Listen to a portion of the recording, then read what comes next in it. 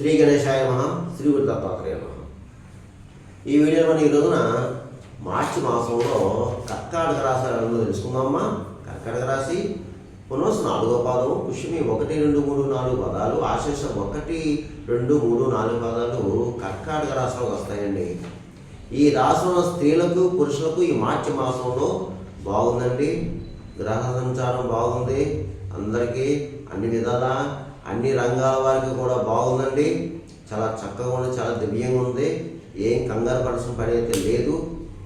ఇకపోతే ఆర్థికంగా బాగుంది, నిలదొక్కుంటారు ఈ మాసం. మీరు ఆర్థికంగా ఆరోగ్య విషయాలు మాత్రం కాస్త శ్రద్ధ వహించండి. ఏమాత్రం అనారోగ్య పరిస్థితి ఏర్పడినా వెంటనే వైద్యుని సంప్రదించండి. అయితే కుటుంబ సఖ్యత బాగుంది. దంపతుల మధ్య ప్రేమ అనురాగాలు ఉంటాయి. గతంలో ఏదైనా చిన్న చిన్న మనస్పర్ధలు వచ్చి విడిపోయిన భార్యాభర్తలు ఉండి కలుసుకుంటారు. అలాగే ధన విషయంలో సమయంలో ధనం చేతికొంటుంది. అయితే వినోదాలు పాల్గొంటారు, విలాసస్తులు కొనుక్కుంటారు. శుభమూలక ధన వ్యయం అవుతుంది. అంటే శుభకార్యాల నిమిత్తం ధనం ఖర్చు పెడతారు. అయితే కొన్ని సందర్భంలో రుణాలు చేయవలసిన పరిస్థితి ఏర్పడుతుంది. అయితే విందు వినోదాలు పాల్గొంటారు, విలాస వస్తువులు కొనుక్కుంటారు, విలువైన వస్తువులు కొనుక్కుంటారు. వాహన యోగం కనిపిస్తుంది. పాత వాహనం అమ్మి కొత్త వాహనం కొనడం, లేదా డైరెక్ట్గా కొత్త వాహనం కొనడం జరుగుతుంది. ఇకపోతే మీకు ఈ మాసం శత్రు జయం, వ్యవహార జయం, సంకల్ప సిద్ధి, అనుకున్న లక్ష్యం నెరవేర్చుకుంటారు, కార్యం పూర్తి చేసుకుంటారు, మంచి మంచి ప్రణాళికలు వేసుకుంటారు, కొత్త కొత్త ప్రణాళికలు వేసుకుంటారు. అలాగే నూతన యత్నాలకి శ్రీకారం చుడతారు. మీ యొక్క ప్రయత్నాలన్నీ సక్సెస్ అవుతాయి. ఈ మాసం మీరు ఏది ప్రయత్నం చేసినా సక్సెస్ అవుతుంది. ఈ మాసం ఒక రకంగా చెప్పాలంటే కర్కాటక రాశి వారికి మార్చి మాసంలో పట్టిందల్లా బంగారం అన్నట్లు ఉంటుందండి. పట్టిందల్లా బంగారం అన్నట్లు ఉంటుంది. ఇకపోతే మీకు అద్భుతమైన భవిష్యత్తు కనిపిస్తుంది. అలాగే మంచి మంచి వాళ్ళను కలుస్తారు, మంచి మంచి సలహాలు పాటిస్తారు. మీరు భూగృహ సంబంధ లావాదేవీలు కూడా పూర్తవుతాయి. స్పెక్యులేషన్ లాభిస్తుంది. అలాగే మీరు లక్ష్య సాధన, మీ లక్ష్యం ఏదైతే ఉందో అది సాధించుకుంటారు చక్కగాని. వృత్తిపరంగా మాత్రం బాగుందండి. అందులో ఏమాత్రం సందేహం లేదు. ఎవరేమవుతున్నా రానికుంటుంది.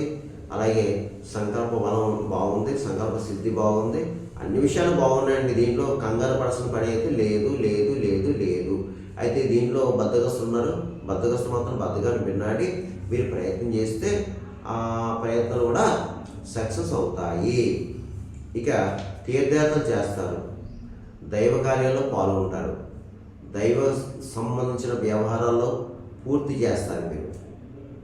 ఇక రియల్ ఎస్టేట్ రంగంలో బాగుంది, స్పెక్యులేషన్ లాభిస్తుంది, మోటార్ బిల్ వరకు బాగుంది, ప్రైవేట్ కాంట్రాక్ట్స్ ఎవరైతే ఉన్నారో మీకు బాగుంది.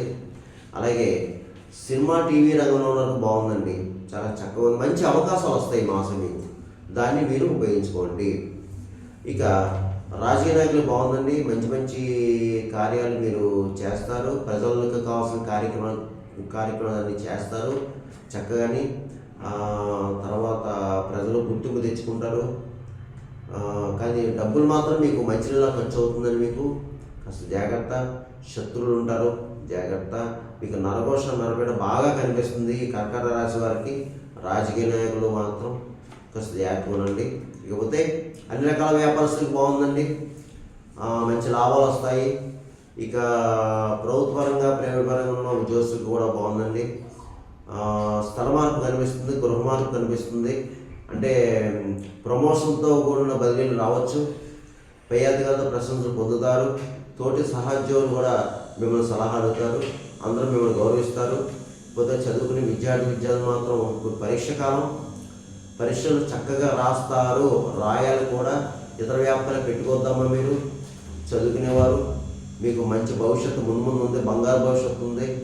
దయచేసి ఇతర వ్యాపారం పెట్టుకోవద్దు. కాస్త కష్టపడండి మాసం. పరీక్షలు బాగా రాయండి.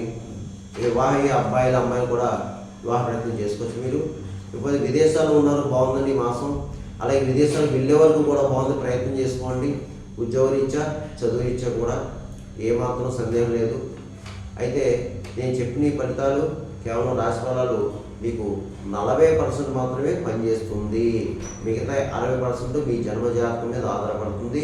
మీ జన్మ రాశి, జన్మ లగ్నం, లగ్నాతో ఉన్న యొక్క గ్రహాల యొక్క పరిస్థితి, జరిగే దశ, అంతర్దశ దాన్ని బట్టి కూడా జరుగుతుంది.